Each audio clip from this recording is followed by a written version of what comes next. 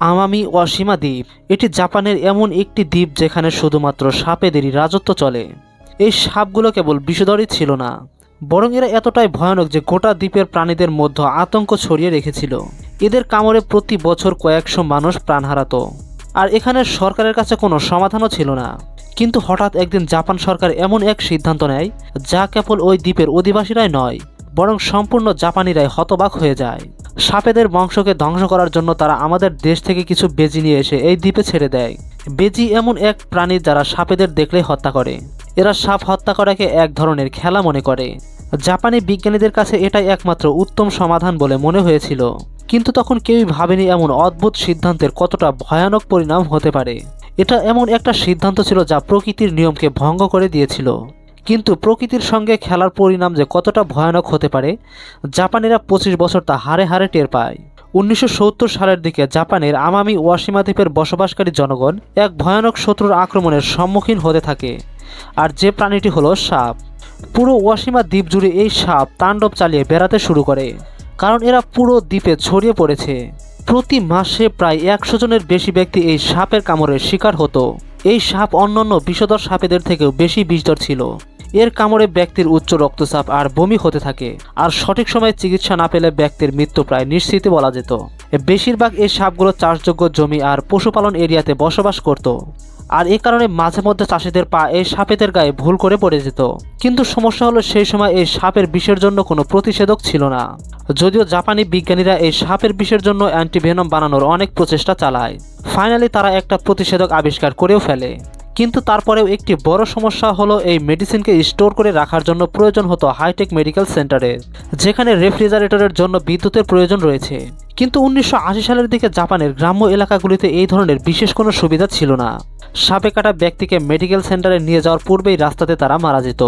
পরিস্থিতি এতটাই ভয়ানক হয়ে যায় যে এই সাপের কামড়ের ভয়ে চাষিরা নিজের জমি ছেড়ে কাজের সন্ধানে শহরে আবাসন করতে শুরু করে। ধীরে ধীরে এই দ্বীপ জনশূন্য হতে শুরু করে। জাপান সরকার এক মহা সমস্যায় পড়ে যায়। তারা একটি ইমার্জেন্সি মিটিং ডেকে ঠিক করে এই সাপের অত্যাচার থেকে দ্বীপটিকে রক্ষা করতে কিছু একটা করতে হবে। আর এই সময় জাপানের এক বিজ্ঞানী একটি আজব আইডিয়া নিয়ে আসে। তিনি বলেন এমন একটি প্রাণীকে এই দ্বীপে ছাড়া হোক যারা সাপেদেরকে খেয়ে মেরে শেষ করে ফেলবে, আর ওই প্রাণীর সাপের বিষের দ্বারা কোনো ক্ষতিগ্রস্তও হবে না। জাপান সরকারের এই প্রাণীর সাহায্যে প্রাণীকে কন্ট্রোল করার আইডিয়াটা খুবই পছন্দ হয়, আর জাপানি বিজ্ঞানীরা অনেকগুলি প্রাণীকে বাছাই করার পর ফাইনালি সিদ্ধান্ত নেয় বেজিকে এই দ্বীপে ছাড়া হবে। সাপ আর বেজি একে অপরের চিরশত্রু। এদের লড়াই একবার শুরু হয়ে গেলে মৃত্যু না হওয়া পর্যন্তই চলতে থাকে, আর এই লড়াইয়ে সবসময় জয়ী প্রাণীটি হলো বেজি। তাছাড়া বেজিরা বিষাক্ত কোবরাদের শিকার করার জন্য সুপরিচিত। এই দ্বীপের সাপেরা কোবরাদেরই প্রজাতির। তাছাড়া বেজিদের দেহে একটি ন্যাচারাল ডিফেন্স সিস্টেম রয়েছে যা সাপেদের বিষ থেকে প্রতিরোধ গড়ে তোলে। মানে সাপ যদি বেজিদের কামড়ও দেয় তারপরেও এদের কোনো ক্ষতি হবে না, উল্টে সাপকে কেটে ছিন্ন ভিন্ন না করা পর্যন্ত এরা থামবে না। তাছাড়া বেজিদের একটা বিশেষ গুণ হলো এরা সাপকে কেবল তাদের পেট ভরানোর জন্যই শিকার করে না, বরং এরা সাপকে হত্যা করে আনন্দ পায়। মানে এদের খিদে না থাকলেও যদি কোনো সাপকে দেখতে পায় তাহলে সেই বেজি সাপকে জীবিত ছাড়ে না। কিন্তু এখানে একটি সমস্যা রয়েছে, বেজিরা জাপানের স্থানীয় নয়। এদেরকে মূলত ভারত, বাংলাদেশ, পাকিস্তান, নেপাল আর ভুটানের মতো দেশে দেখা যায়, যেখানকার জলবায়ু জাপানের জলবায়ু থেকে সম্পূর্ণ ভিন্ন। জাপানি বিজ্ঞানীরা এই সমস্ত দেশ থেকে 30টা বেজি নিয়ে এসে ওয়াশিমা দ্বীপে ছেড়ে দেয়, আর তারা নিশ্চিত হয় যে এবারে তাদের সমস্যার সমাধান হবে। তারা এক ঢিলে 2 পাখি মারতে চেয়েছিল। তারা ভেবেছিল এই বেজি সাপ আর ইঁদুর দুজনের অত্যাচার থেকে এই দ্বীপটিকে রক্ষা করবে। কিন্তু কয়েক বছর পর যখন তাদের সংখ্যা 30 থেকে 30,000-এ পৌঁছে যায়, তখন এদের আচরণ দেখে জাপানি বিজ্ঞানীরা হতবাক হয়ে যায়। তারা লক্ষ্য করে এই বেজিগুলো সাপ শিকারের উপর কোনো রকম রুচি দেখায়নি, উল্টো সাপের সঙ্গে তাদের সংখ্যা বেড়েই চলেছে। আসলে জাপানে এই দ্বীপের সাপগুলো একটি নিশাচর প্রাণী। এরা কেবল রাতের বেলায় গর্ত থেকে বের হয়, আর রাত শেষ হয়ে গেলে এই সাপগুলো আর শিকার করে না। আর যদি দিনের বেলায় এরা বেজিদের মুখোমুখি হয় তারপরেও বেজিরা এদের হত্যা করতে কোনো ইন্টারেস্ট দেখাতো না। উপরন্তু প্রতিটা ওষুধের যেমন সাইড ইফেক্ট থাকে তেমনি এই মিশনের একটি সাইড ইফেক্ট দেখা দেয়।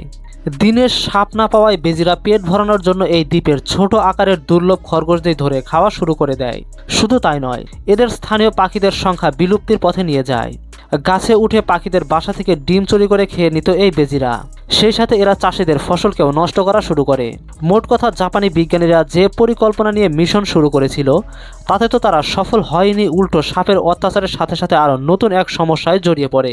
1980 সালের দিকে যেখানে জাপানে 30টা বেজি ছাড়া হয়েছিল, 25 বছর পর এদের সংখ্যা হয়ে দাঁড়ায় 50,000। আর এরা সাপেদের ছেড়ে এই দ্বীপের মূল প্রাণীদেরকে নষ্ট করতে শুরু করেছে। স্থানীয় মানুষেরা হঠাৎ করে নিজেদের চারপাশে বিশাল পরিবর্তন লক্ষ্য করে। যেসব প্রাণীদের তারা দেখতে পেত তারা অনেকেই অদৃশ্য হয়ে যেতে শুরু করেছে। হঠাৎ এমন পরিবর্তন দেখে তারা সহজেই বুঝে যায় যে বেজিরা সাপ মারছে না, বরং প্রাকৃতিক বিপর্যয় ঘটাচ্ছে। জাপানি বিজ্ঞানীদের আর বুঝতে বাকি থাকে না যে এভাবে চলতে থাকলে জাপানের মূল জীববৈচিত্র্যকে নষ্ট করে দেবে এই বেজিরা। এরপর শুরু হয় আরও নতুন এক যুদ্ধ। এবার যুদ্ধ মানুষ আর বেজির মধ্যে। 2000 সালের দিকে বেজি ধরার জন্য এক বড় মিশন শুরু করে জাপান সরকার। বিজ্ঞানীরা বেজিদের শেষ করতে ফাঁদ বসায় এবং কুকুরের সাহায্য নেয়। এদিকে লোকজনদের মধ্যে আতঙ্ক ক্রমশ ছড়িয়ে পড়তে থাকে। বেজির সংখ্যা দিনকে দিন বেড়েই চলেছে, আর মানুষ বুঝতে পারল তাদের নতুন শত্রুর মোকাবেলা করা এখন প্রতিনিয়ত কঠিন হয়ে যাচ্ছে। জাপানের সরকার অবশেষে এই মহাবিপদের গুরুত্ব বুঝতে পারে, আর তাই তো তারা 2000 সালের শুরুর দিকে বেজি নিধন অপারেশন শুরু করে। এদেরকে ধরার জন্য সরকার থেকে সরাসরি আদেশ ঘোষণা করা হয়। সরকার বেজি ধরার জন্য এক বিশেষ দলও গঠন করে। সমগ্র আমি ওশিমার দ্বীপ জুড়ে এক বিশাল অভিযান শুরু হয়। কিন্তু বেজির মতো ছোট আর দ্রুত প্রাণীকে বন্দী করা অতটা সহজ কাজ ছিল না। এই কারণে জাপানি সরকার সেই এলাকাগুলিতে ক্যামেরা সেট করে রেখেছিল। যেখানে সবথেকে বেশি বেজির দল বাস করত, সেখানে ক্যামেরার সাহায্যে বেজিদের যাতায়াতের প্যাটার্নকে রেকর্ড করা হতো। আর এই রাস্তাগুলিতে বেজিদের বন্দি করার জন্য এক বিশেষ ফাঁদ সেট করে রাখা হতো। যেখানে এদের সংখ্যা বেশি সেখানে এদের পছন্দের খাবারে বিষ মিশিয়ে রেখে দেওয়া হতো, যাতে এই বিষাক্ত খাবার খেয়ে বেজিরা মারা যায়। এর সাথে সাথে বেজি ধরার জন্য কুকুরদেরকে ট্রেনিং দেওয়া হয়, আর এই ট্রেনিংপ্রাপ্ত কুকুরগুলো বেজিদের বাসাকে খুঁজে বের করে ফেলতো। প্রতি রাতে এই দলটা দ্বীপে অভিযান চালাতে থাকে, আর অভিযান এভাবে চলতে থাকে বছরের পর বছর। অবশেষে 2018 সালে জাপান সরকার ঘোষণা করে আমি ওশিমা দ্বীপ এখন সম্পূর্ণ বেজিমুক্ত। এই মিশনে প্রায় 40,000 বেজিদেরকে বন্দী করা হয়েছিল, আর বাকিদের বিষ দিয়ে মেরে ফেলা হয়েছিল। শুনতে দুঃখজনক লাগলেও তাদের কাছে এর কোনো উপায় ছিল না। এই বেজির দল প্রায় 15টা প্রজাতির প্রাণীকে নষ্ট করে দিয়েছে ইতিমধ্যে। এই দ্বীপের সাপের কামড়ের সংখ্যা ক্রমশ কমে আসে, তবে এর কারণ বেজিরা নয়, বরং এই দ্বীপের মানুষের প্রচেষ্টায়। এই সাপেদের জন্য এখানে জনগণ বিভিন্ন ধরনের ফাঁদ সেট করা শুরু করে। 2005 সালের পর এখানে অ্যান্টিভেনম অ্যাভেলেবল হয়ে যায়। বর্তমানে আমি ওশিমা দ্বীপে বেজিদের আর দেখা যায় না, কিন্তু এখনও এই দ্বীপে সাপ আর ইঁদুর কমন একটা প্রাণী। কিন্তু আসল ঘটনা কি এখানেই শেষ? দুঃখের সাথে বলতে হয়, বেজির সাথে কয়েক দশক ধরে লড়াই করার পর মানুষের জয় হয়েছিল ঠিকই, কিন্তু সেই সকল বেজির দল দ্বীপটার যে ক্ষয়ক্ষতি করেছে তা অপূরণীয়। কারণ এখনও এই দ্বীপের জীববৈচিত্র্যকে পুরোপুরিভাবে রিকভার করতে পারেনি জাপানিরা। এই ঘটনা থেকে একটা শিক্ষাই পাওয়া যায়, মানুষ যত বড়ই বুদ্ধিমান প্রাণী হোক না কেন, প্রকৃতির বিরুদ্ধে গিয়ে কখনোই তারা নিজেদের স্বার্থকে পূরণ করতে পারবে না। আমাদের মনে রাখতে হবে, প্রকৃতির ভারসাম্যকে রক্ষা করা আমাদের দায়িত্ব। এটাকে নষ্ট করার অর্থ হলো ভবিষ্যতে নিজেদের বিপদ নিজেদেরকেই ডেকে আনা। তো সম্মানিত দর্শক, ভিডিওটি এ পর্যন্তই। ভিডিওটি ভালো লাগলে একটি লাইক দিয়ে যাবেন, সেই সাথে ভিডিওটির সম্পর্কে মতামত কমেন্টে জানাবেন, এবং যদি আমার ভিডিও নতুন দেখেন তাহলে এখনই চ্যানেলটিকে সাবস্ক্রাইব করে দিবেন, যেন পরবর্তীতে এরকম ইন্টারেস্টিং ইনফরমেটিভ ভিডিও সবার আগে দেখতে পারেন। দেখা হবে পরবর্তী কোনো ভিডিওতে। ততক্ষণ সবাই সুস্থ থাকবেন, ভালো থাকবেন। আল্লাহ হাফেজ।